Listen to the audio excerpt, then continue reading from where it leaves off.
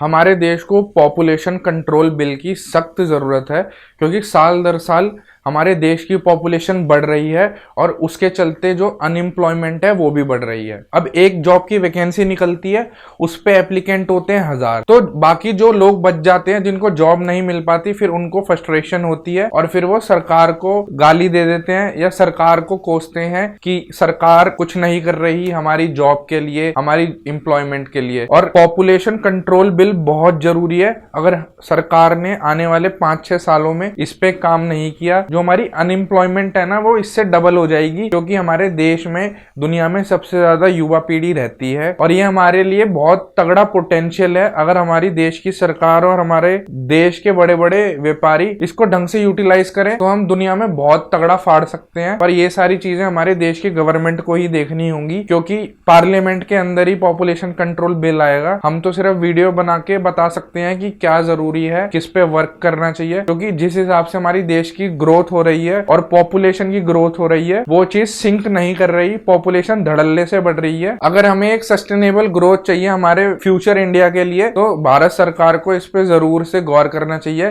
कि जो हमारे देश की पॉपुलेशन बढ़ रही है ना उस पे भी कंट्रोल लगाए। सिंपल सा एक रूल निकाल दे कि जिसने 2 बच्चों से ज्यादा बच्चे पैदा करे उसका वोट का अधिकार छीन लिया जाएगा, या जिसने 2 से ज्यादा बच्चे पैदा करे उनके बच्चों की सरकारी नौकरी नहीं लग पाएगी। अगर इतने कठोर रूल आएंगे तभी हमारे देश के जो लोग हैं वो इन सब चीजों को सीरियस लेंगे और इम्प्लीमेंट करेंगे, वरना पार्लियामेंट में बिल आते रहेंगे, ऑन ग्राउंड कुछ इम्प्लीमेंट नहीं होगा और जैसे हमारा देश चल रहा है वैसे चलता रहेगा और वैसे ही हम सरकार को कोसते रहेंगे कि हमारी जॉब नहीं लग रही, हम 10 महीने से घर में खाली बैठे। जय हिंद, जय श्री राम, भारत माता की जय।